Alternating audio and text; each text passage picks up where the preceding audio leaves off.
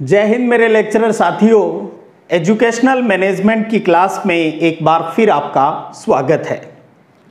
आज अपना जो टॉपिक है वो आप देख पा रहे हो, जिला शिक्षा एवं प्रशिक्षण संस्थान यानी डाइट के बारे में अच्छे से जानेंगे। उससे पहले थोड़ी सी बात करना चाहूँगा आपसे। इससे पहले की क्लासेस में हमने SCERT उदयपुर के बारे में अच्छे से जान लिया है। एक चीज़ मैं आपको अच्छे से क्लियर कर देता हूँ यहाँ, ये मैंने जब SCERT पढ़ाया था तब भी आपको बताया था। 2018 के बाद में SCERT के सिस्टम में बहुत चेंज है, वो आ चुका है। अगर आपको SCERT समझ में आ गया है तो आज हम जो टॉपिक पढ़ने जा रहे हैं डाइट, मुझे नहीं लगता उसमें आपको किसी प्रकार की दिक्कत आएगी। अब क्या है, बाज़ार के अंदर बहुत सी बुक्स आती हैं और हम परचेज भी करते हैं। अब मेरे जैसा कोई शिक्षक साथी यहाँ इस सोशल मीडिया पर पढ़ाता है तो क्वेश्चन मार्क भी लग जाता है, भी सर आप तो ये बता रहे हो, किताबों में तो ये लिखा है। तो अब तक जो मैंने देखा है, ज़्यादातर जो बुक्स है जो यहाँ मेरे यहाँ संग्रिया में जो उपलब्ध हो जाती हैं, उनके अंदर ज़्यादातर जो चेंजेबल जो टॉपिक हो चुके हैं अब तक, जिनमें काफ़ी सारा चेंज हो चुका है, उनका जो स्टडी मटेरियल है वो पुराने वाला ही है। अब आप इस प्रकार की टेंशन मत लीजिएगा भी सर फिर इससे तो कन्फ्यूजन हो जाएगा, कौन सा क्या है। अभी हम टॉपिक वाइज है वो इस मैनेजमेंट के सिलेबस को आगे बढ़ा रहे हैं। जैसे ही कुछ दिनों बाद सिलेबस कंप्लीट हो जाएगा, मैं आपको इन सभी टॉपिक को कोरिलेट करके पढ़ा दूंगा, यानी कौन सा किसके साथ जुड़ा हुआ है और कौन सी बात आपको अच्छे से दिमाग में है वो रखनी है और कौन सी सिर्फ सरसरी नज़र से देखनी है। एक चीज़ ध्यान रखिएगा, आपको कंपटीशन फाइट करना है, औरों से श्रेष्ठ करना है, न कि PhD करनी है। जो भी बात बताऊंगा डिपार्टमेंटली जो ऑथेंटिक बातें हैं वो ही बताऊंगा। अगर कहीं चेंज हो रहा है तो वो भी बताऊंगा। ये नहीं है भी पुराने सिलेबस की कोई जो टॉपिक है, क्योंकि बाहर से कई बार क्या होता है, कुछ किताबों के बाहर के रेपर चेंज हो जाते हैं, टॉपिक चेंज हो जाते हैं, अंदर का जो मटेरियल है वो आपको पुराने वाला ही मिलेगा। अब ज़्यादातर जो बुक्स बाज़ार वाली है उसमें आप SCERT का जो हमने बताया है आपको, मैं नोट्स भी आपको प्रोवाइड करवा रहा हूँ, साथ में डिस्क्रिप्शन में लिंक डाल देता हूँ, या अपना जो सिद्धिविनायक संग्रिया टेलीग्राम चैनल है उसके ऊपर भी डाल रहा हूँ, आप उसे मैच कर सकते हो। अब बहुत से ऐसे साथी भी हैं जो इस प्रकार की बुक्स है वो तैयार कर रहे हैं, तो वो भी संपर्क करते हैं कई बार, वो भी सर ये ऑथेंटिक मैटर कहाँ है बताइए, हम भी, तो वो अलग बात है, धीरे धीरे आपको शायद मिल भी जाए आने वाले समय में। लेकिन मैं चाहता हूँ जो बात मैं आपको बताऊँ वो प्रमाणित ही हो, अन्यथा हम बात ही नहीं करें। कहीं कन्फ्यूजन होगा किसी प्रकार की, अगर कोई भी बात होगी तो टाइम टू टाइम मैं आपको वो क्लियर भी कर दूंगा। अगर किसी भी प्रकार का कोई डाउट है, अगर मुझे भी डाउट है तो मैं डिपार्टमेंटली पूछता हूँ कोई भी टॉपिक को लेकर। अभी भी मेरी हर डिपार्टमेंट से कहीं ना कहीं किसी न किसी रूप से प्रत्यक्ष अप्रत्यक्ष रूप से बात करता रह रहा हूँ, भी कोई ऐसी बात नहीं छूट जाए जो आपकी परीक्षा की दृष्टि से उचित हो।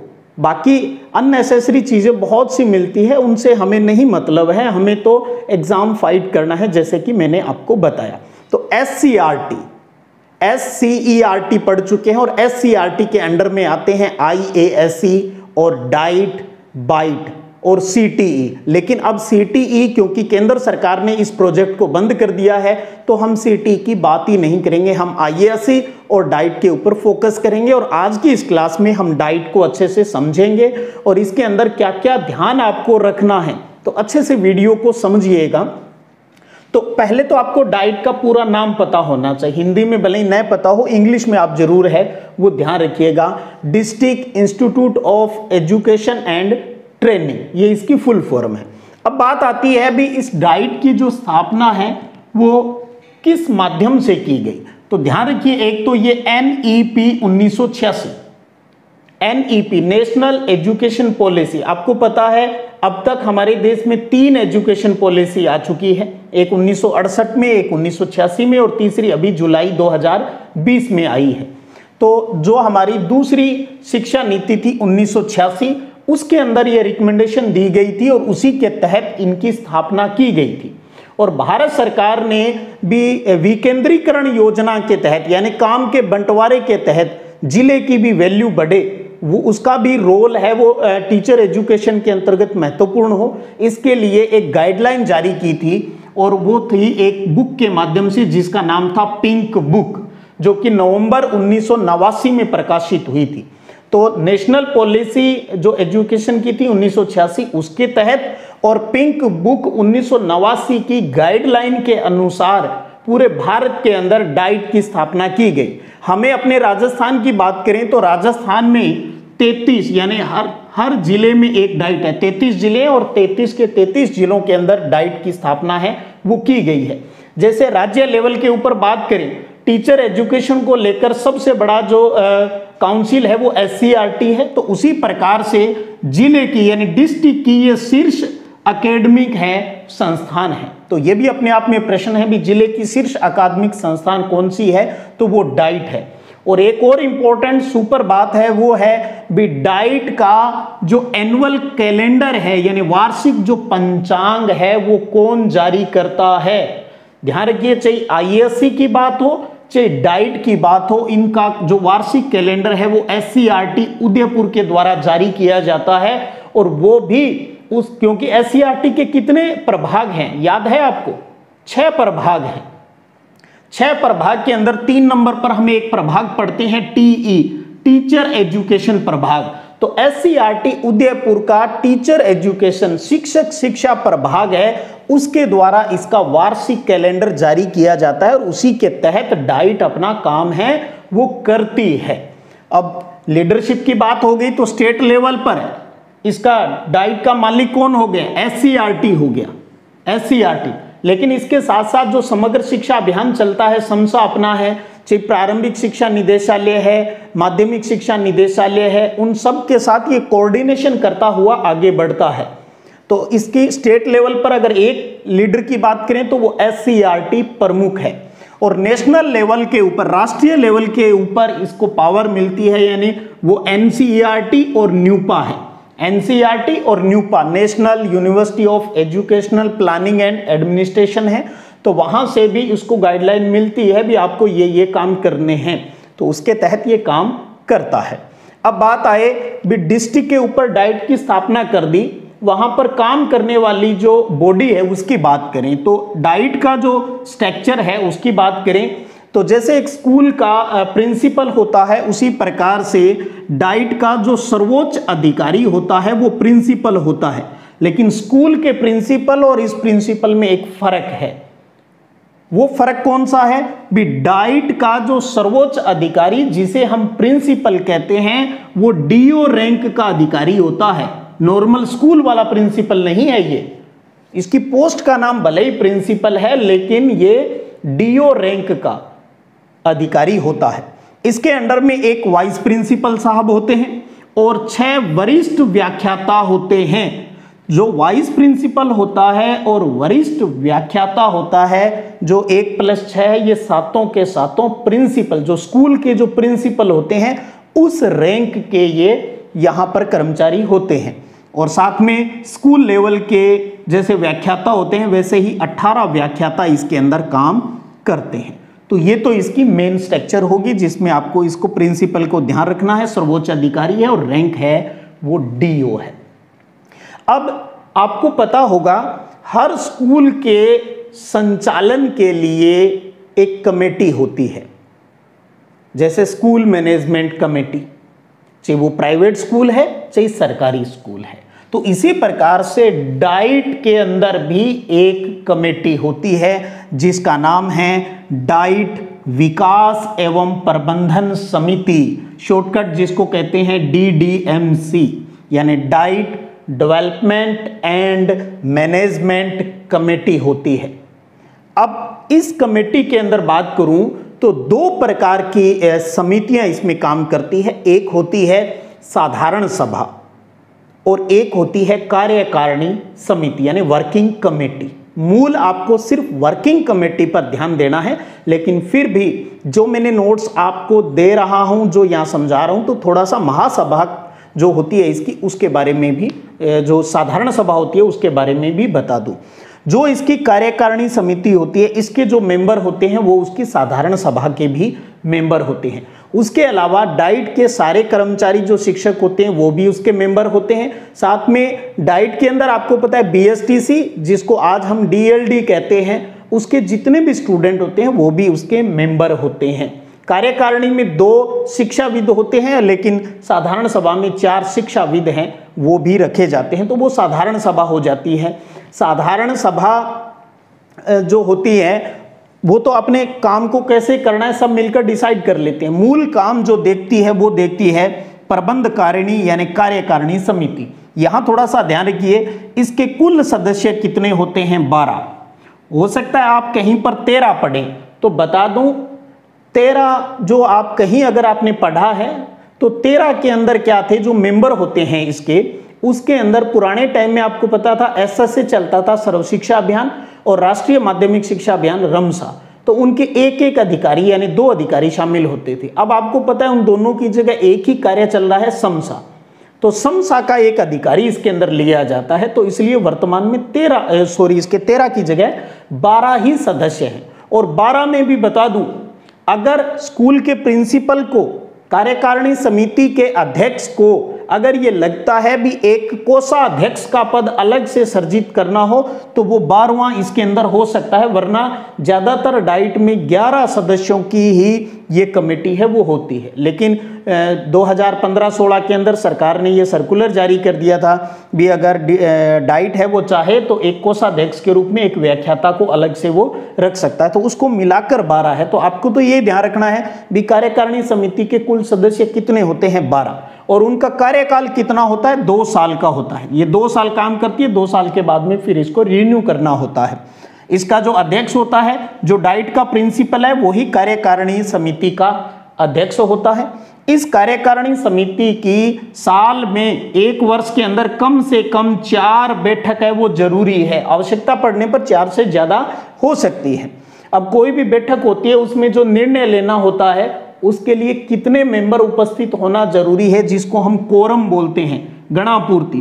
तो ध्यान रखिए डीडीएमसी के कोरम की शर्त है कार्यकारिणी के अंदर आधे से अधिक, यानी 12 सदस्य है तो आधे से अधिक यानी कम से कम 7 मेंबर उपस्थित हो, और जो आपने कोई कार्य करने के लिए फाइनल किया है तो उसमें 7 सदस्यों के कम से कम सहमति है वो हो जानी चाहिए। तो आधे से अधिक ये आप ध्यान रखिएगा।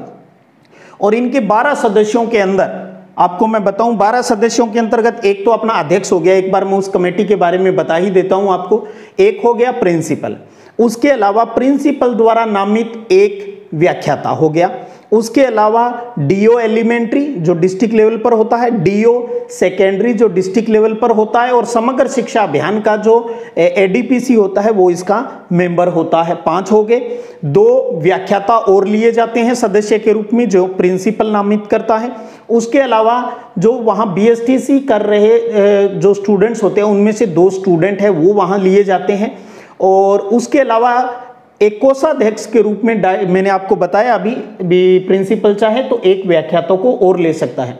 उसके अलावा एक महत्वपूर्ण जो बात है उन 12 के अंदर वो ये है भी राज्य सरकार द्वारा नामित 2 शिक्षाविद भी लिए जाते हैं। पहले राज्य सरकार नामित नहीं करती थी इसको, वहीं लोकल लेवल पे ही होता था, लेकिन अब इसलिए मैंने यहां अलग से लिखा है भी इस पर आपको फोकस करना है भी डाइट की जो डीडीएमसी होती है उसके अंदर राज्य सरकार द्वारा नामित शिक्षाविद जो उस क्षेत्र के एजुकेशन में जिन्होंने अच्छा काम किया है उनको 2 जनों को यहां नामित है वो किया जाता है, और किसके द्वारा? राज्य सरकार के द्वारा। तो इस प्रकार से ध्यान रखिएगा डीडीएमसी की एक कार्यकारिणी समिति, साधारण सभा होती है लेकिन मूल कार्यकारिणी समिति है। कभी प्रश्न आएगा तो इसी में से संभावना रहेगी। तो 12 सदस्य, 2 साल कार्यकाल, प्रिंसिपल है, 4 बैठक कम से कम, आधे से ज्यादा के लिए कोरम जरूरी है। 12 में से 2 सदस्य है वो राज्य सरकार द्वारा शिक्षाविद के रूप में नामित है वो किए जाते हैं। तो ये तो हो गई इसकी स्थापना के बारे में होगी, क्योंकि 1989 के बाद में ही तो डाइट की स्थापना होनी है वो स्टार्ट हुई थी इंडिया के अंदर। फिर इसमें कौन प्रिंसिपल है और डीडीएमसी इसकी बात आ जाती है। अब अगले टॉपिक पे अपना जो सिलेबस के अकॉर्डिंग बात करें तो आपको पता है भी स्ट्रक्चर हर बॉडी की और फंक्शन है। तो जिस प्रकार से एससीईआरटी के कई प्रभाग हैं और हर प्रभाग का अपना कोई विशेष काम है, उसी प्रकार से डाइट के भी कुछ प्रभाग हैं। ध्यान रखिएगा एससीईआरटी के 6 प्रभाग हैं, जबकि डाइट के टोटल 8 प्रभाग है भी, 8 ब्रांचेज हैं इसकी, जिनमें से एक प्रशासनिक प्रभाग है, यानी लेखा शाखा होगी, जो बाबू जो वगैरह जो होते हैं वो सारे होंगे। तो 8 में से एक प्रशासनिक होगी, उसको छोड़ो, हमें उससे कोई ज़्यादा नहीं है, 8 होती है, ये ध्यान रखो। उसके बाद जो मेन है वो है एकेडमिक, जो एकेडमिक काम करते हैं, अकादमिक जो प्रभाग है वो 7 है। इन 7 का भी क्लासिफिकेशन है। एक इसके अंदर सेवा पूर्व शिक्षक प्रशिक्षण का काम देखता है, यानी BSTC या जिसको हम DLD कहते हैं आज, उसका काम देखता है। बाकी के जो 6 प्रभाग है वो सेवारत शिक्षक प्रशिक्षण का काम देखते हैं। तो 7 में से एक BSTC का काम देखता है, बाकी 6 है वो ट्रेनिंग या जो SCRT जो इनको काम देता है वो काम ये करते हैं। फंक्शन को लेकर ज्यादा टेंशन मत लीजिएगा, कहीं टेंशन लो भी बहुत बड़ा टॉपिक है, कैसे याद करेंगे। SCRT समझना है, SCRT समझ में आ गया तो समझिएगा वही काम ये करता है। स्टेट लेवल पर वो काम डिसाइड कर देता है और डिस्ट्रिक्ट लेवल पर इसको वो सारे काम है वो करने होते हैं। 6 प्रभाग कौन कौन से हैं, या इंग्लिश में मैंने शॉर्टकट लिखे हैं, आप एक बार इनकी फुल फॉर्म हिंदी इंग्लिश में देख लीजिएगा, रट्टा मारने की जरूरत नहीं है। याद रहे तो ठीक है, नहीं रहे तो कोई पहाड़ नहीं टूटेगा। कईयों को आदत होती है हर चीज को ही घोटने की। हाँ ठीक है, आपकी याददाश्त अच्छी है तो कर लीजिएगा, वरना एक बार पढ़ लीजिएगा, बस नाम अपने आप शॉर्ट जरूर याद रख लें। एक P&M है, प्लानिंग एंड मैनेजमेंट का हो गया, एक IFIC है, एक CMDE है, चौथा DRU है, 5वां ET है, एजुकेशनल टेक्नोलॉजी, और छठा है वर्क एक्सपीरियंस यानी WE। तो 6 इसके सेवारत शिक्षक प्रशिक्षण से संबंधित प्रभाग हैं। अब इनके कुछ मेन फंक्शन के ऊपर भी बात करेंगे, उससे पहले कुछ विशेष कार्यों के ऊपर बात कर ले। पहला जो काम आपके दिमाग में आएगा, या पुराने पेपर देखेंगे, पुराना पैटर्न देखेंगे, आपके यही आएगा, बताइए भाई ये जो डाइट है वो किन को प्रशिक्षण देता है। एक तो यहां क्लियर हो ही गया भी, ये BSTC जिसको हम DLD कहते हैं ये करवाता है। तो 2 साल की जो BSTC होती है उनको कौन सा विभाग करवाता है, एक विभाग है जिसका नाम है PST, pre service teacher education, यानी सेवा में जाने से पहले जो हमें डिप्लोमा करना है, जो डिग्री करनी है 2 साल वाली, वो ये करवाता है। और इसकी परीक्षा जो BSTC की पढ़ाई यहां पर होगी डाइट के अंदर, परीक्षा कौन लेता है, याद आ रहा है कुछ? BSTC की परीक्षा कौन सा विभाग लेता है? जैसे बच्चा स्कूल में पढ़ाई करता है लेकिन उसके बोर्ड का एग्जाम कौन लेता है, माध्यमिक शिक्षा बोर्ड लेता है 10वीं 12वीं के। उसी प्रकार से डाइट की जो परीक्षा है वो पंजीयक शिक्षा विभागीय परीक्षाएं बीकानेर द्वारा आयोजित है, वो की जाती है। अब जो मूल बात है भी, क्या ये ट्रेनिंग देना इसका मूल काम है, किसको देता है? क्या 3rd ग्रेड को देता है, 2nd ग्रेड को देता है, 1st ग्रेड को देता है, किन को देता है? यहीं पर सबसे बड़ा लोचा है। तो ट्रेनिंग 2 प्रकार की होगी, एक तो सेवा पूर्व जो BSTC होगी, और दूसरा सेवारत। ध्यान रखिएगा अच्छे से, ये डाइट अब वर्तमान में सभी को ट्रेनिंग देती है, चाहे आपका DO है, चाहे CBO है, चाहे ACBO है, चाहे RP है, जो रिसोर्स पर्सन होते हैं, चाहे स्कूल के प्रिंसिपल्स हैं, PO है, चाहे UCO कहो, चाहे टीचर्स कहो, सबको ट्रेनिंग देने का काम, क्योंकि SCRT डिसाइड करती है, डाइट को देना होता है। अब यहां एक चीज जरूर मैं आपको जो कंफ्यूजन है वो क्लियर करूंगा। विषय आधारित 2nd ग्रेड और 1st ग्रेड को अभी तक इसने ट्रेनिंग देना स्टार्ट नहीं किया, सब्जेक्ट आधारित नहीं देता। बल्कि ये नहीं है भी फिर 2nd ग्रेड को ट्रेनिंग नहीं देता, सब्जेक्ट की नहीं देता, दूसरी तो देता ही है। 1 से 8 की विषय आधारित ट्रेनिंग तो हमेशा ही देता रहा है। उसके अलावा भी शिक्षा विभाग के अंदर बहुत तरह की ट्रेनिंग्स आयोजित होती है, उन सभी को यही डाइट जिला स्तर पर आयोजित करवाता है, ये इसकी जिम्मेदारी है। तो इसलिए हम ये तो कह नहीं सकते भी 2nd ग्रेड को नहीं देता, 1st ग्रेड को नहीं देता। ये तो ध्यान रखिए, आप इतना क्लियर करें, ये सभी को प्रशिक्षण देता है। बाकी 2nd ग्रेड 1st ग्रेड की विषय आधारित की जो ट्रेनिंग आएगी, जब हम अगला टॉपिक पढ़ेंगे IASC, वहां पर बात करेंगे। तो सिर्फ 2nd ग्रेड और 1st ग्रेड को अभी विषय आधारित अभी तक इसने ट्रेनिंग देना स्टार्ट नहीं किया है। बाकी 2nd ग्रेड 1st ग्रेड और सभी को ये ट्रेनिंग देता है। मुझे लग रहा है कोई कन्फ्यूजन नहीं रहा होगा, मैंने थोड़ा सा टाइम भी लिया इस बात को क्लियर करने के लिए। आप इतना ध्यान रखिए, सभी को ट्रेनिंग देता है, कोई अगर समस्या आ रही है तो कन्फ्यूजन मैं अपने आप क्लियर कर दूंगा। अभी तो एक एक टॉपिक ही कर रहे हैं, सब कुछ समेट लेंगे। ये आपको तो इतना है जो यहाँ करवाता हूँ उसको नोट्स फॉर्म में लिखना जरूर है, यूँ नहीं है अभी खाली जो नीचे डिस्क्रिप्शन में लिंक है उस नोट्स को प्रिंट किया और पढ़ने लग गए बस ठीक है। मैं चाहता हूँ बोर्ड पर जो लिखता हूँ इसको आप नोट्स फॉर्म के अंदर जरूर लिखिएगा। बाकी मेरी जिम्मेदारी है बस आधा घंटा रोज आपको देना है या जिस दिन क्लास लूँ, बाकी आप अपने अन्य चीज़ों की तैयारी है वो करते रहिएगा, अपने आप सब कुछ हो जाएगा, टेंशन मत लीजिएगा, वो मुझे दे दीजिएगा। तो पहला प्रमुख काम करें, जिला स्तर के ऊपर गुणात्मक उन्नयन, नवाचार, प्रशिक्षण दोनों ही तरह के, सेवा पूर्व और सेवारत, शैक्षिक अनुसंधान और शोध कार्य है वो इसके द्वारा किए जाते हैं। लैब स्कूलों का अवलोकन करना, कुछ स्कूलों के अंदर डिस्ट्रिक्ट के अंतर्गत लैब की स्थापना की हुई होती है, उन सब का अवलोकन करना, ये सभी जा जाकर करते हैं, इनकी ड्यूटियां बढ़ जाती हैं। तो पर्टिकुलर ये नहीं है भी फलाना डिपार्टमेंट है वही इसका प्रभाग है वही करता है, ऐसा कुछ नहीं है। सभी प्रभागों के अंदर समन्वय स्थापित करना, कहीं आपस में खटपट नहीं हो जाए, कोई कहे मैं नहीं करूंगा वो करे, तो कोऑर्डिनेशन बनाना है। और 5वीं और 8वीं बोर्ड का कार्य करना है। आपको पता है 10वीं और 12वीं बोर्ड का काम माध्यमिक शिक्षा बोर्ड देखता है, वहीं 5वीं और 8वीं बोर्ड का आयोजन जैसे बीएसटीसी का आयोजन करता है, पंजीयक शिक्षा विभागीय परीक्षाएं बीकानेर करता है। ये क्या है उस पहले के वीडियो सेशन में बता चुका हूं पंजीयक रजिस्ट्रार के बारे में, तो वो इसका आयोजन करता है और उसकी जिला स्तर के ऊपर जो देख रेख है वो डाइट के पास होती है। कॉपियों का मूल्यांकन कार्य भी डाइट के मार्गदर्शन में ही टीचर से करवाया जाता है। ठीक है, तो ये कुछ मेन तथ्य ध्यान रखिएगा। बाकी इससे संबंधित और भी आपको नोट्स के अंदर डिटेल भी मिल जाएगी, जो कि ये नहीं है भी अनइम्पोर्टेंट है, लेकिन इतनी भी नहीं है भी आप इससे बाहर जाकर बहुत कुछ याद करें। मुझे लगता है भी इतनी बात क्लियर है तो आपका क्वेश्चन गलत नहीं होगा, चाहे वो किसी प्रकार से घुमा फिराकर पूछ लिया जाए। अब थोड़ा सा इन विभागों के बारे में, जो मूल काम है, जो SCERT डिसाइड करती है हर विभाग को कौन सा मूल काम है वो करना है, तो उसके ऊपर मैं थोड़ी सी व्याख्या करना चाहूँगा इनके बारे में। जो मेन बात है, मेरे पास नोट्स भी हैं तो मैं साथ में उनको रीड आउट करवा देता हूँ आपको। और यहाँ रीड आउट कराने का मतलब ये है भी आपका टॉपिक है वो क्लियर हो जाए।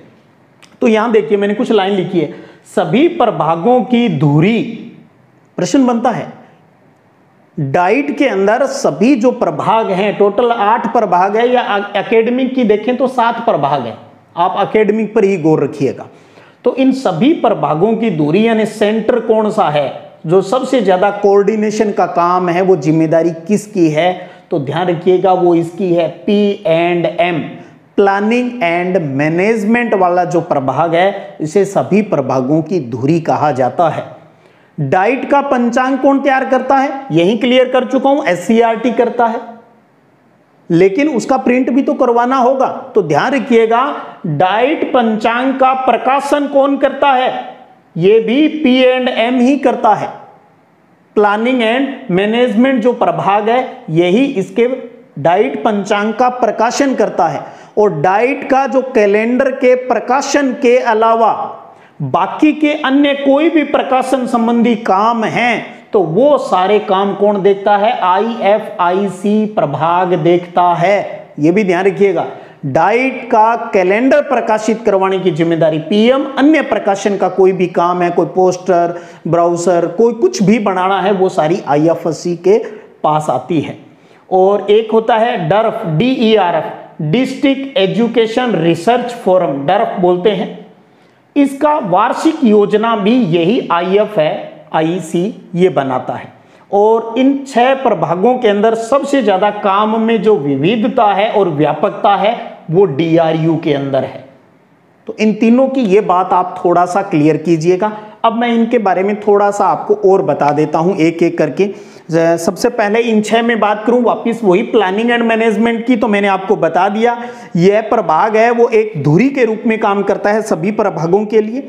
उसके अलावा डाइट से संबंधित या डिस्ट्रिक्ट लेवल के ऊपर कुछ कमेटियां बनी हुई होती है, जैसे मैं नाम लेकर बताना चाहूंगा। एक होती है कार्यक्रम सलाहकार समिति PAC, दूसरी है जिला समन्वय समिति DCC, तीसरी है पुस्तकालय सलाहकार समिति LAC, और ये एक डीडीएमसी हो गई और एक जिला अकादमिक समूह है डीएजी।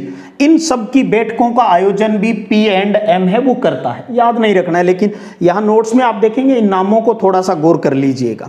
फिर अपना जो IFIC वाला जो विभाग है, सेवारत शिक्षण प्रशिक्षण कार्यक्रम, क्षेत्रीय अंतःक्रिया और नवाचार समन्वय प्रभाग, सब्जेक्ट की बात करूं तो इनके अंतर्गत भाषा और SST जो अपना सब्जेक्ट होता है उन संबंधी ट्रेनिंग देने का काम है वो IFIC ये करता है। उसके अलावा दो मेन जो अलग थे वो मैंने बताई दिए, भी पंचांग के अलावा अन्य प्रकाशन का काम और डर्फ की जो वार्षिक योजना है वो यही तैयार करता है। उसके अलावा CMD की बात करें जिसकी फुल फॉर्म है curriculum material development and evaluation, इसकी बात करें तो इसके अंदर C यानी करिकुलम आता है, पाठ्यचर्या आती है जिसको हम शिक्षा क्रम कहते हैं, तो 1 से 8 तक की जो पाठ्य सामग्री होती है उसकी जानकारी देना। TLM का निर्माण करता है, टीचिंग लर्निंग मटेरियल का निर्माण करता है। और उसके अलावा एक चीज और ध्यान रखिए, आजकल शिक्षा विभाग में इस पर काफी जोर है, इसका फुल फॉर्म जरूर याद रखिए और कुछ नहीं है तो वो है FLN fundamental learning literacy and numeracy, fundamental literacy and numeracy, FLN का फुल फॉर्म जरूर ध्यान रखिएगा। कक्षा 1 से 5 के बच्चों के अंदर यानी छोटे बच्चों के अंतर्गत संख्यात्मक जानकारी और बुनियादी साक्षरता हो उसके लिए कार्यक्रम और ट्रेनिंग है वो इन दिनों खूब चल रही है, हर स्कूल के अंदर ट्रेनिंग करवाई जा रही है FLN, तो इसका काम भी यही CMD देखता है। ये मत याद रखो भले कौन देखता है, लेकिन ये जरूर ध्यान रख लेना FLN की फुल फॉर्म क्या है। और उसके अलावा जो DRU का बताई दिया, इसके कार्यों में विविधता और व्यापकता है क्योंकि ये छोटे मोटे बहुत से काम करता है, महिला सशक्तिकरण को लेकर, जनसंख्या को लेकर, साक्षरता, उपभोक्ता संरक्षण, स्वास्थ्य जागरूकता, आपदा प्रबंधन, पर्यावरण संरक्षण, सड़क सुरक्षा, इनसे संबंधित जो प्रशिक्षण है वो आयोजित किए जाते हैं जो सभी टीचर्स को दिए जाते हैं, किसी भी ग्रेड के होते हैं। और उसके अलावा ET की बात करें तो आपको मैंने बताया था जो IFIC है ये SST और भाषा संबंधी प्रशिक्षण देता है, ET है ये साइंस और मैथ संबंधी प्रशिक्षण का काम है वो ये देखता है। WE की बात करें, वर्क एक्सपीरियंस की बात करें तो ये बच्चों के अंदर क्रिएटिविटी संबंधी काम करता है, योग शिक्षा, खेल है, स्वच्छता है, स्वास्थ्य संबंधी प्रशिक्षण है वो यही पर भाग देता है। जो फिजिकल टीचर होते हैं 1 से 8 वाले 3rd ग्रेड के, उनको भी ये प्रशिक्षित है वो करता है। तो इस प्रकार से ये थोड़ी सी बेसिक जानकारी आप रखिएगा, कोई बहुत ज़्यादा टेंशन नहीं लेनी है डाइट को लेकर। SCERT समझ में आ गया तो बस ये इतनी बात जो यहाँ लिखी है ना इतनी पढ़ लीजिएगा, आपका क्वेश्चन गलत नहीं होगा, विश्वास रखिएगा, हम गलत नहीं करेंगे आपके साथ। तो ये थी आज की अपनी क्लास जिसमें हमने डाइट के बारे में जाना। अच्छा लगे हाथ, एक टॉपिक और रह गया, अभी उसको भी पढ़ दे, एक पॉइंट और बचता है उसका बता दूं। ये डाइट है, एक है टॉपिक BITE,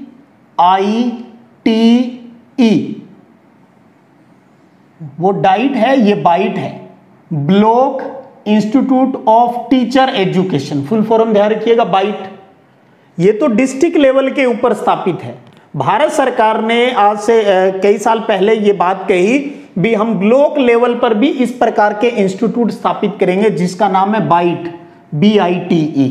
और स्थापना किन में, जहां SC ST या अल्पसंख्यक बच्चों की संख्या ज्यादा है, SC ST और अल्पसंख्यक बहुलता वाले क्षेत्रों में बाइट की स्थापना की जाएगी। तो राजस्थान की भी बारी आई, केंद्र सरकार ने कहा राजस्थान में हम स्टार्टिंग में हम 4 जगह के ऊपर बाइट की स्थापना करेंगे, लेकिन आज दिन तक बात करूं तो उन 4 जगहों में से केवल 2 जगह बाइट का बिल्डिंग तैयार हो पाई है, सिर्फ बिल्डिंग तैयार हो पाई है। एक बिछीवाड़ा डूंगरपुर के अंदर और एक हमारे हनुमानगढ़ डिस्ट्रिक्ट में नोहर के अंदर, 2 ही, 4 प्रस्तावित है, 2 की ही बिल्डिंग अभी तक तैयार हो पाई है। ध्यान दीजिए मैं बिल्डिंग शब्द बोल रहा हूं, बिल्डिंग तैयार हुई है और बाकी वहां पर ये कोई काम नहीं हो रहा, न वहां कोई BSTC करवाई जा रही न कुछ और, तो इसलिए इसके लफड़े में पड़ने की जरूरत कहाँ। बाइट का पूरा नाम जरूर ध्यान रख ले। अभी 2 ही राजस्थान में बिल्डिंग बनकर तैयार हुई है, बाकी देखो कब ये काम करेगी, किस प्रकार से इसका सिस्टम रहेगा, ये रखेंगे क्या पता इनको बंद भी कर देंगे, पता नहीं है इसके बारे में। तो इस पर ज़्यादा माथापच्ची करने की आवश्यकता नहीं है, सीधी सी बात है। अभी अननेसेसरी चीज़ों से क्या मतलब है, जो सिलेबस में दिया है उन टॉपिक को अच्छे से करो, बाकी की सामान्य जानकारी है वो रखिएगा। तो ये थी आज की क्लास शिक्षक साथियों। डाइट को लेकर, डाइट से जुड़े हर पहलू को हमने सिर्फ शॉर्ट ही नहीं हर तरीके से इससे संबंधित बातें की हैं और मुझे लगता है भी किसी प्रकार का कोई कंफ्यूजन है वो नहीं रहा होगा। फिर भी आपके कोई क्वेश्चन है तो आप नीचे कमेंट बॉक्स में लिखिएगा और अपने ज़रूरतमंद साथियों को शेयर भी कीजिएगा भी, ताकि हमारा ये प्रयास है जो लेटेस्ट मैटर अपडेट जो मैटर है वो उपलब्ध करवा रहे हैं तो आपके सब साथियों तक पहुँचे, वो भी लाभान्वित हो। चलिएगा, फिर मिलेंगे अगली क्लास में एक नए टॉपिक को लेकर। तब तक जय हिंद, जय भारत। अब आप स्क्रीनशॉट ले लीजिएगा।